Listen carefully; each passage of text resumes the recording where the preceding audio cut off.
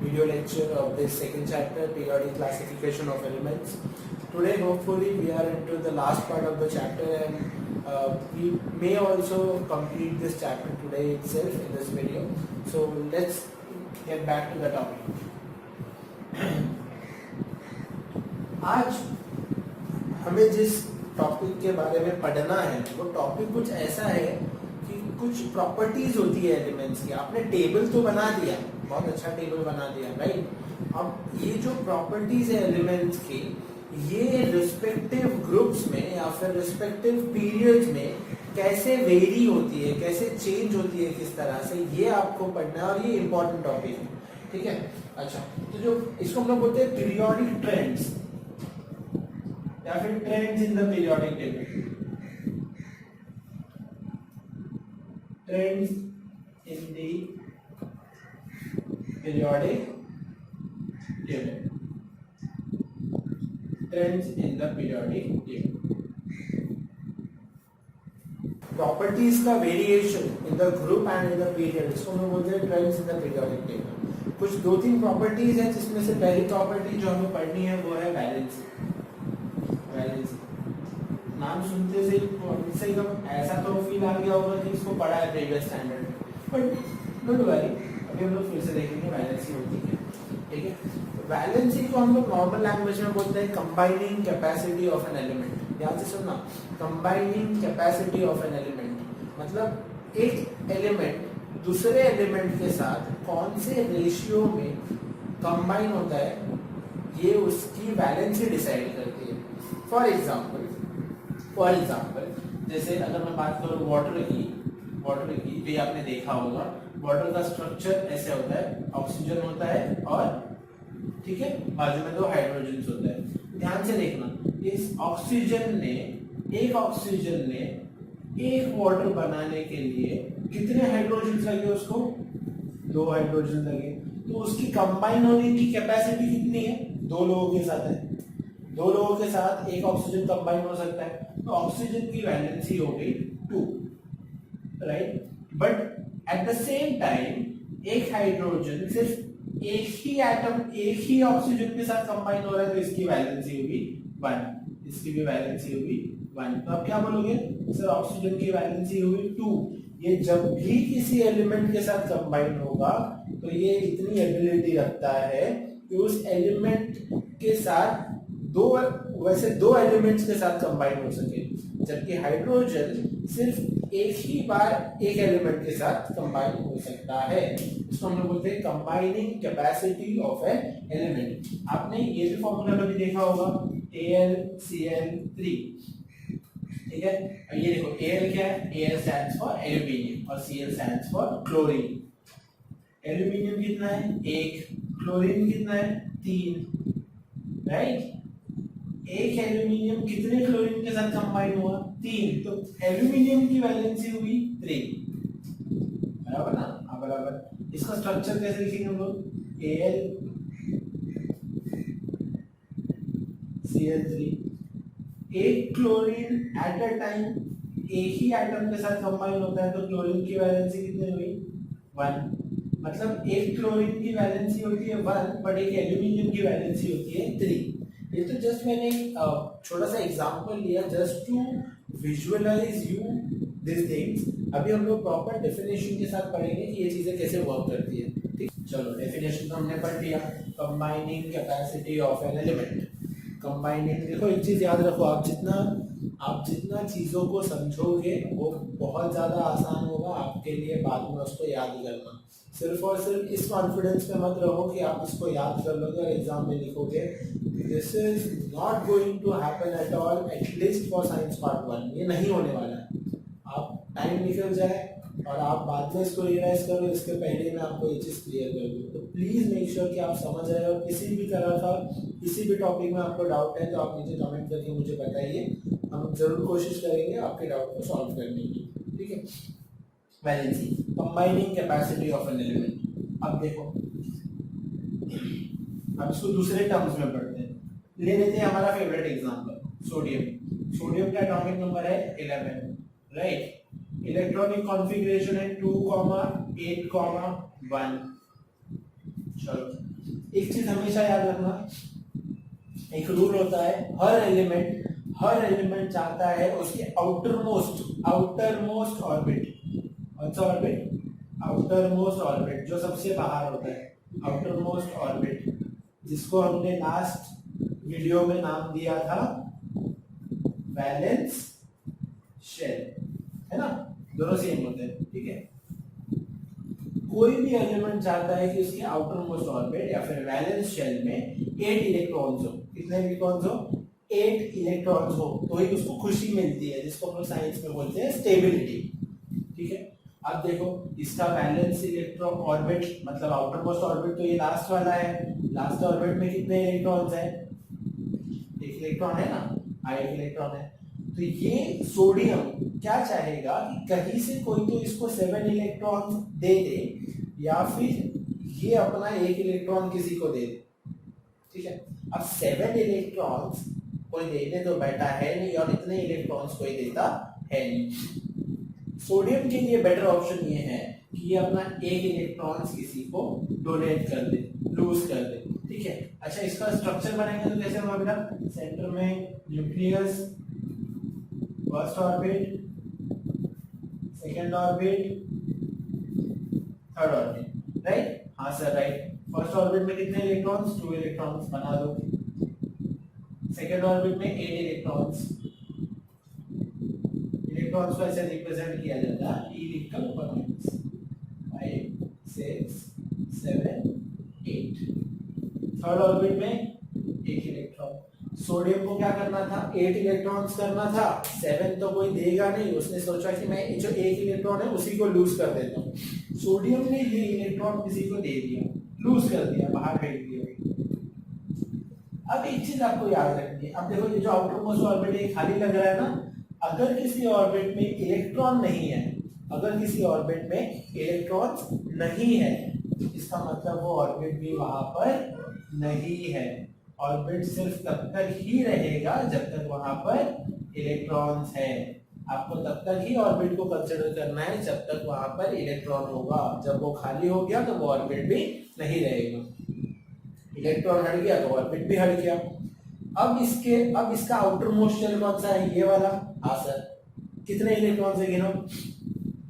1 2 3 4 5 6 7 and 8 हो गए। अब सोडियम स्टेबल हो गया। अब सोडियम क्या हो गया? स्टेबल हो गया। इसका मतलब हम क्या बोलेंगे कि 8 इलेक्ट्रॉन्स अपने आउटर मोस्ट ऑर्बिट में 8 इलेक्ट्रॉन्स करने के लिए सोडियम को जो बाहर का 1 इलेक्ट्रॉन था वो लूज करना पड़ा, राइट? Is that clear? उसी चीज को आप बोलते हो वैलेंस। ये तो था इसका मतलब। अब मैं आपको बताता हूँ ट्रिक। किसी भी एलिमेंट के आउटर मोस्ट ऑर्बिट में, कौन से ऑर्बिट में? आउटर मोस्ट ऑर्बिट में। किसी भी एलिमेंट के आउटर मोस्ट ऑर्बिट में जितने इलेक्ट्रॉन्स प्रेजेंट होंगे उसको आप बोलोगे वैलेंसी। फॉर एग्जांपल, चलो फटाफट करते हैं।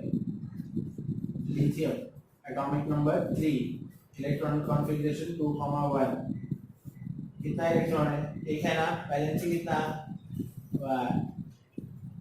Sodium atomic number 11, 2,8,1। लास्ट में देखने का कितना इलेक्ट्रॉन है? 1, तो इसका वैलेंसी कितना? 1। पोटेशियम 19, 2,8,9, 2,8,8, 1। लास्ट में कितना इलेक्ट्रॉन है? 1, तो इसका भी वैलेंसी 1। और ये तो एक ही ग्रुप से बिलोंग करते हैं, है या नहीं? एक ही ग्रुप से बिलोंग करते हैं, इसको हम लोग इंग्लिश में बोलते हैं elements in the same group shows same valency, ठीक है। आगे एग्जांपल करते हैं। Carbon atomic number 6, electronic configuration 2,4, ठीक है। आउटर मोस्ट ऑर्बिट में कितने इलेक्ट्रॉन है? 4 है ना, तो इसका वैलेंसी, कार्बन का वैलेंसी कितना बोलोगे आप लोग? 4।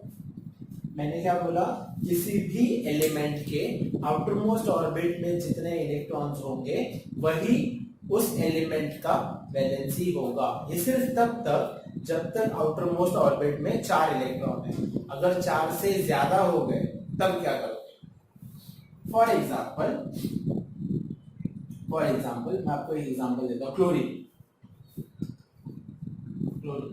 70 इलेक्ट्रॉन कॉन्फ़िगरेशन 2,8,7 ये 4 से ज्यादा है ना। जो नंबर 4 से ज्यादा रहेगा मतलब ग्रेटर देन 4 रहेगा, आप क्या करोगे? 8 माइनस दैट नंबर मतलब 7। आंसर कितना है? मतलब क्लोरीन का वैलेंसी 1 है। जब तक आउटर मोस्ट ऑर्बिट के इलेक्ट्रॉन्स 4 तक है तब तक नो प्रॉब्लम। जैसे ही वो 4 को एक्सीड किया तो आप उसको 8 में से माइनस कर देना। फॉर एग्जांपल सल्फर का इलेक्ट्रॉनिक एटॉमिक नंबर 16, ठीक है। Electronic configuration 2,8,6। बेटा ग्रेटर देन 4 है, क्या बताया था मैंने? 8 माइनस 6, क्या आंसर आया? 2। तो सल्फर का वैलेंसी कितना है? 2। I hope you are getting this, ठीक है। अच्छा, अब नेक्स्ट किसके लिए करेंगे? और एक एग्जांपल कर लेते हैं। फास्फोरस का एटॉमिक नंबर है 15। इलेक्ट्रॉनिक कॉन्फ़िगरेशन कैसे लिखेंगे? 2,8,5। This is it greater than 4? Yes. तो 8 माइनस 5 ये आया ना, तो फास्फोरस का वैलेंसी है 3, ठीक है। ये चीज आप याद रखोगे। आई होप आपको वो वैलेंसी का मीनिंग क्लियर हो गया, ठीक है। और आपको इसके साथ एक चीज क्या याद रखनी है? Elements in the same group shows same valency, right. Valency का हमने डेफिनेशन जाना, वैलेंसी कैसे फाइंड आउट करते हैं ये जाना। आप क्या करोगे? हमने देखो ग्रुप एलिमेंट 1 से लेके एलिमेंट 20 तक सिंबल और एटॉमिक नंबर लिखा था। अब आप उसी पेज पर हर एलिमेंट के बाजू में उसका वैलेंसी लिखो। अगर आपको नहीं आ रहा है तो मुझे कमेंट करके बताना कि कौन से एलिमेंट का वैलेंसी फाइंड आउट करने में आपको प्रॉब्लम हो रही है, ठीक है। अभी हम लोग पढ़ेंगे सेकेंड प्रॉपर्टी। तो हमने फर्स्ट प्रॉपर्टी पढ़ी। फर्स्ट प्रॉपर्टी में हमने पढ़ा वैलेंसी का मतलब जाना, वैलेंसी को किसी भी एलिमेंट के लिए कैसे फाइंड आउट किया जाता है ये समझा, राइट। ओके, आपको क्या याद रखना है कि एक ग्रुप में एलिमेंट्स की वैलेंसी सेम होती है बट पीरियड में वो सेम नहीं होती, ठीक है। अभी जो नेक्स्ट प्रॉपर्टी पे हमें जाना है वो है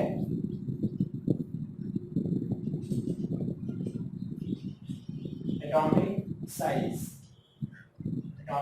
साइज या फिर एटॉमिक रेडियस भी बोलते हैं इसको, ठीक है। Atomic radius. चलो फिर से इसके लिए एटम का स्ट्रक्चर बना लेते हैं। अब ये रेडियस टर्म आया तो इससे आपको कुछ तो हिंट मिला रहेगा। न्यूक्लियस, ऑर्बिट, ठीक है, ऐसा कुछ रहता है। Okay fine. अच्छा बेटा, अगर सिंपल आप रेडियस का मतलब जानो तो रेडियस क्या होता है? सर कोई भी सर्कल उसके सेंटर पॉइंट से सर्कमफेरेंस तक का जो डिस्टेंस है, सेंटर पॉइंट से सर्कमफेरेंस तक का जो डिस्टेंस है, इसको हम लोग बोलते हैं रेडियस, राइट। तो एक एटम का स्ट्रक्चर भी तो एक सर्कल की तरह है, दिख रहा है आपको? ठीक है। तो इसके न्यूक्लियस से लेकर इसको बाहर वाले को क्या बोलते हैं? आउटर मोस्ट ऑर्बिट बोलते हैं ना, outer most orbit.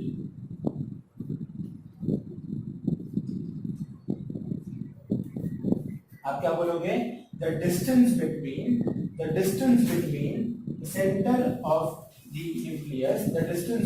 the center of the nucleus and outermost orbit. The distance between the center of an atom बोलोगे तो भी चलेगा।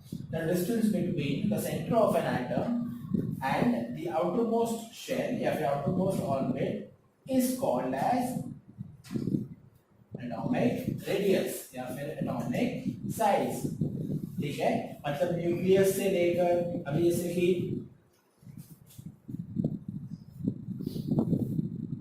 ये न्यूक्लियस है, यहाँ तक का डिस्टेंस एटॉमिक रेडियस हो गया ना। और एक बनाएंगे हम लोग, ये न्यूक्लियस है, आउटरमोस्ट शेल, एटॉमिक रेडियस हो गया। आई होप आपको एटॉमिक रेडियस का एटलीस्ट मतलब पता चला कि एटॉमिक रेडियस होता क्या है। एटॉमिक रेडियस या फिर एटॉमिक साइज होता क्या है? The distance between centre of an atom and outermost shell is called as atomic size और एटॉमिक रेडियस। अब हम देखेंगे दो वेरिएशन मतलब कि भाई एटॉमिक साइज ये ग्रुप में कैसे वेरी होता है, और ये पीरियड में कैसे वेरी होता है। ठीक है, मतलब ग्रुप में, जब एक ग्रुप में हम लोग टॉप से लेकर बॉटम की तरफ बढ़ते हैं तो एटॉमिक रेडियस के साथ क्या चेंज होता है, और जब एक पीरियड में लेफ्ट टू राइट जाते हैं, समझो ये आपका पीरियोडिक टेबल है ना, तो ग्रुप आप इसी को बोलते हो ना, तो क्या हो गया टॉप टू बॉटम, और पीरियड किसको बोलते हो? Left to right. तो टॉप टू बॉटम आने पर एटॉमिक साइज में क्या चेंजेस आते हैं, और लेफ्ट टू राइट जाने पर एटॉमिक साइज में क्या चेंजेस आते हैं, ये हम देखेंगे अभी। ठीक है, टॉप टू बॉटम। अच्छा, थोड़ी देर पहले अगर आपने लास्ट वीडियो ना देखा हो तो आपको बता दूं, जैसे ग्रुप 1 कंसीडर करते हैं, ग्रुप 1 लिया। ठीक है, ग्रुप 1 में क्या क्या आता है?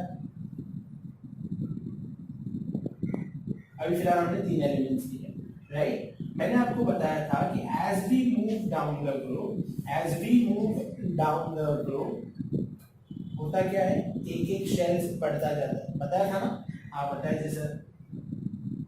तो इसके लिए लिखेंगे पहले हम लोग।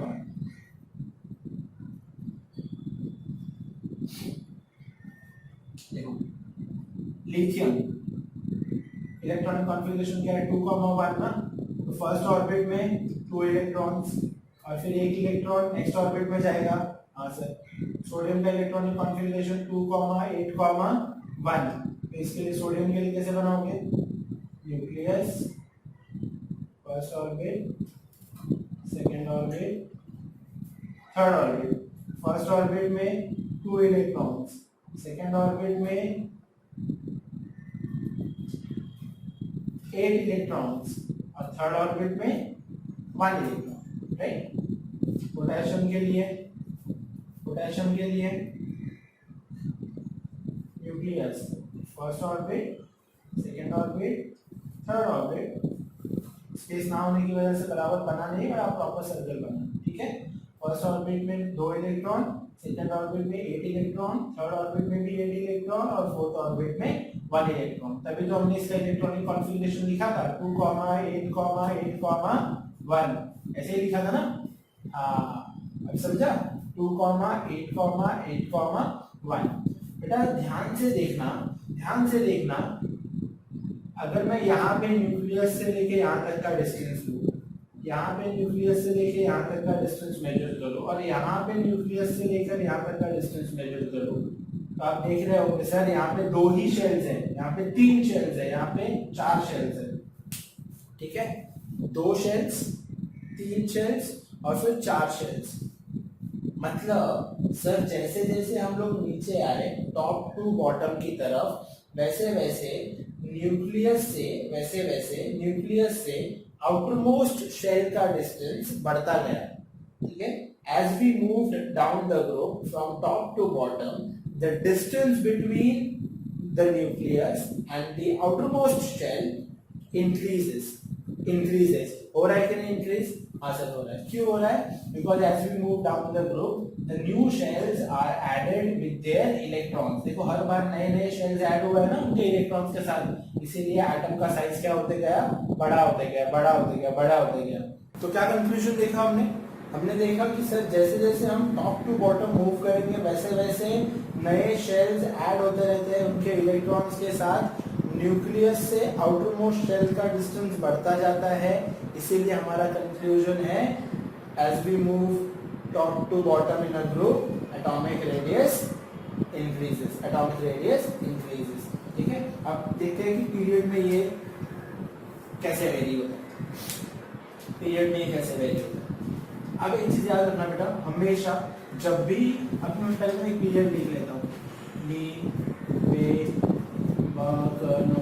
है ना, ओके। ये कौन सा पीरियड है? सेकेंड पीरियड है। ठीक है, सेकेंड पीरियड है। सेकेंड पीरियड के बारे में बात हो रही है, हाँ से बात हो रही है। देखो हमने प्रीवियस वीडियो में इसका इलेक्ट्रॉनिक कॉन्फ़िगरेशन लिखा था, फिर से लिख देंगे, कोई बात नहीं। 2,1 ठीक है, इसका 2,2, इसका 2,3, इसका 2,4, इसका 2,5, इसका 2,6, देन 2,7 और फिर 2,8।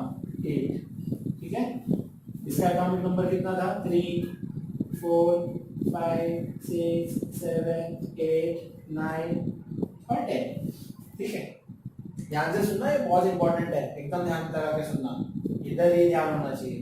अच्छा, जब आप बोलते हो कि किसी भी एटम का एटॉमिक नंबर है 3, तब आप बोलना चाहते हो कि उसमें नंबर ऑफ इलेक्ट्रॉन्स कितने हैं? 3 है, और नंबर ऑफ प्रोटॉन्स भी कितने हैं? 3 है। ये चीज सबके लिए वैलिड है। देखो एटॉमिक नंबर 3 मतलब इलेक्ट्रॉन्स भी 3 है और प्रोटॉन्स भी 3 है। एटॉमिक नंबर 4 मतलब इलेक्ट्रॉन्स भी 4 है और प्रोटॉन्स भी 4 है। एटॉमिक नंबर 5 मतलब इलेक्ट्रॉन्स भी 3 है और इलेक्ट्रॉन्स भी 5 है और प्रोटॉन्स भी 5 है। एटॉमिक नंबर 8 मतलब इलेक्ट्रॉन्स भी 8 है और प्रोटॉन्स भी 8 है। राइट? अच्छा, इतना क्लियर हुआ। इसका मतलब सर जैसे जैसे हम आगे बढ़ रहे हैं, वैसे वैसे एक एक इलेक्ट्रॉन भी बढ़ रहा है और एक एक प्रोटॉन भी बढ़ रहा है। प्रोटॉन बढ़ रहा है कि नहीं? हाँ सर, प्रोटॉन बढ़ रहा है। मैंने अभी बोला ना, देखो यहां से यहां पे आप गए तो एक इलेक्ट्रॉन बढ़ा तो एक प्रोटॉन भी बढ़ेगा। ये जो प्रोटॉन्स होते हैं ना, वो पॉजिटिवली चार्ज होते हैं। हाँ सर, पॉजिटिवली चार्ज होते हैं। ये कहाँ पे होते हैं बेटा? ये इधर न्यूक्लियस में होते हैं। तो इस न्यूक्लियस पे जो पॉजिटिव चार्ज होता है वो प्रोटॉन्स की वजह से होता है। हाँ, न्यूक्लियस के पॉजिटिव चार्ज को हम लोग बोलते हैं न्यूक्लियर चार्ज। क्या बोलते हैं? Nuclear charge. न्यूक्लियस के पॉजिटिव चार्ज को हम क्या बोलते हैं? Nuclear charge. और ये चार्ज होता है किसकी वजह से? प्रोटॉन्स की वजह से। जितना ज्यादा प्रोटॉन्स उतने ज्यादा चार्जेस, जितना ज्यादा प्रोटॉन्स होंगे उतना ज्यादा चार्ज होगा। राइट? हाँ सर, राइट। अब देखो हो गया। अब नए शेल्स तो आने हैं। शेल्स तो देखो 2 ही है, दो है ना, 2 का सेट है ना, 2 ऑर्बिटल हमने पहले ही पढ़ा था। एक पीरियड में जब हम लेफ्ट टू राइट मूव होते हैं तब शेल्स बढ़ते नहीं है, सेम शेल में इलेक्ट्रॉन्स ऐड होते हैं। अब आप एक बात बताओ, कंटिन्यूअसली प्रोटॉन्स न्यूक्लियस के अंदर बढ़ता जा रहा है। राइट? देखो प्रोटॉन्स बढ़ता जा रहा है, हर किसी में प्रोटॉन्स बढ़ रहा है। प्रोटॉन्स न्यूक्लियस के अंदर बढ़ रहा है मतलब न्यूक्लियस का पॉजिटिव चार्ज बढ़ रहा है। हाँ, न्यूक्लियस का पॉजिटिव चार्ज, जिसको हम लोग इंग्लिश में बोलते हैं न्यूक्लियर चार्ज बढ़ रहा है। हाँ, पॉजिटिव और नेगेटिव एक दूसरे को क्या करते हैं? अट्रैक्ट करते हैं। जिस तरह से north and south pole attract each other, उसी तरह से साइंस में positive and negative charge attract each other. इसका मतलब जितना ज्यादा पॉजिटिव चार्ज होगा, वो पॉजिटिव चार्ज उतनी ज्यादा ताकत लगाएगा नेगेटिव चार्ज को अपनी तरफ खींचने के लिए। अब होता क्या है यहाँ पर, जैसे जैसे इलेक्ट्रॉन्स बढ़ते हैं, बट इलेक्ट्रॉन्स के साथ साथ प्रोटॉन्स भी बढ़ते हैं। प्रोटॉन्स बढ़ने का मतलब है न्यूक्लियर चार्ज भी बढ़ेगा। न्यूक्लियर चार्ज बढ़ेगा, न्यूक्लियर चार्ज इंक्रीज होगा तो वो इलेक्ट्रॉन्स को अपनी तरफ स्ट्रांगली पुल करेगा। ओके, अब समझते हैं। देखो, लिथियम में, फिर बेरिलियम में, जैसे जैसे हम लोग लेफ्ट से राइट में मूव होते गए, लेफ्ट से राइट की तरफ मूव होते गए, वैसे वैसे नंबर ऑफ प्रोटॉन इंक्रीज होता गया। जितना ज्यादा प्रोटॉन बढ़ते गया उतना ज्यादा न्यूक्लियस की पावर तेज होते गई। उतना स्ट्रांगली क्या करने लगा, उतना स्ट्रांगली वो इलेक्ट्रॉन्स को अपनी तरफ खींचने लगा। अच्छा, इसमें देखो एटॉमिक नंबर 3 है, मतलब 3 प्रोटॉन्स हैं। ठीक है, इसमें 3 इलेक्ट्रॉन्स को 3 प्रोटॉन्स खींच रहे हैं। बराबर? नियॉन में देखो एटॉमिक नंबर कितना है? 10, मतलब 10 इलेक्ट्रॉन्स को कितने प्रोटॉन खींच रहे हैं? 10 प्रोटॉन्स खींच रहे हैं। आप एक बात बताओ, 3 इलेक्ट्रॉन्स का फोर्स ज्यादा होगा कि 10 इलेक्ट्रॉन्स का फोर्स ज्यादा होगा? 10 इलेक्ट्रॉन्स का। 10 इलेक्ट्रॉन्स ज्यादा ताकत लगा के खींचेंगे, ज्यादा ताकत लगा के खींचेंगे तो अंदर की तरफ खींचेंगे, अंदर की तरफ खींचेंगे, बराबर। लिथियम में 3 इलेक्ट्रॉन्स थे, ठीक है, वो पावर तो लगा रहा पर इतना नहीं, बट 10 इलेक्ट्रॉन्स होने पर वो ज्यादा पावर लगाएंगे। हाँ, ज्यादा अंदर खींचेंगे, ज्यादा अंदर खींचेंगे मतलब पहले कितना था, ज्यादा अंदर खींचा, साइज क्या हुआ, कम हो गया, साइज क्या हुआ, कम हो गया। इसीलिए हम लोग बोलते हैं as we move left to right in a period, as we move left to right in a period, atomic radius decreases, atomic radius decreases, atomic radius decreases। I hope आपको ये समझ में आया हो, ठीक है। अगर किसी भी तरह का आपको कोई भी डाउट है तो please comment below in the comment section, we will definitely solve that, ठीक है। ओके, तो नेक्स्ट एंड लास्ट हमें प्रॉपर्टी पढ़नी है, वो है मेटालिक या नॉन मेटालिक कैरेक्टर, जो हम अभी करेंगे, इसी में कर लेंगे, इनफैक्ट इसी में कर लेंगे, ठीक है। तो बेटा इसका मतलब है पीरियोडिक टेबल में, पीरियोडिक टेबल में अब ध्यान से देखना, समझो कि आपका पीरियोडिक टेबल है, ये आपका पीरियोडिक टेबल है। पीरियोडिक टेबल में जो लेफ्ट की तरफ एलिमेंट्स होते हैं, लेफ्ट की तरफ जो एलिमेंट्स होते हैं उनका साइज ज्यादा होता है, उनका साइज ज्यादा होता है। जैसे जैसे आप लेफ्ट से राइट की तरफ मूव करोगे वो साइज क्या होते जाता है, छोटा होते जाता है ना। वही तो हमने बोला, left to right in a period size decreases, left to right in a period size decreases, मतलब लेफ्ट की तरफ वाले जो एलिमेंट्स लिखे गए हैं आपके पीरियोडिक टेबल में उनका साइज ज्यादा है। जैसे जैसे आप राइट में मूव होते जाओगे वैसे वैसे साइज कम होता जाएगा। अगर आपको एग्जाम में पूछ लिया कि लिथियम और नाइट्रोजन में से कम छोटा साइज किसका है, तो आप देखोगे राइट में कौन आता है, ये लेफ्ट में हो गया, राइट में हो गया ना, तो छोटा साइज इसका है। बोरॉन और कार्बन में से बड़ा साइज किसका होगा, बोरॉन लेफ्ट में है ना, तो जो लेफ्ट में हमेशा रहेगा वो साइज उसका बड़ा रहेगा। फ्लोरीन और नियोन में से बड़ा साइज किसका रहेगा, फ्लोरीन। समझ पा रहे, जो एलिमेंट लेफ्ट में मिलेगा उसका साइज बड़ा, जो एलिमेंट जितना राइट में आएगा उसका साइज उतना छोटा। जैसे जैसे आप लेफ्ट टू राइट मूव करोगे वैसे वैसे साइज डिक्रीज होगा, कम होते जाएगा। पर जैसे जैसे आप एक ग्रुप में top to bottom, top to bottom, top to bottom move होगे वैसे वैसे साइज क्या होते जाएगा, वैसे वैसे साइज बढ़ता जाएगा। अभी हमने देखा ना, वैसे वैसे साइज, पहले साइज छोटा है, नीचे है साइज और बढ़ गया, नीचे है साइज और बढ़ गया, नीचे है साइज और बढ़ गया, ठीक है। ओके फाइन, ठीक है, अभी के लिए इतना ही। नेक्स्ट प्रॉपर्टी जो है वो हम लोग नेक्स्ट वीडियो में कवर करेंगे। Thank you for watching.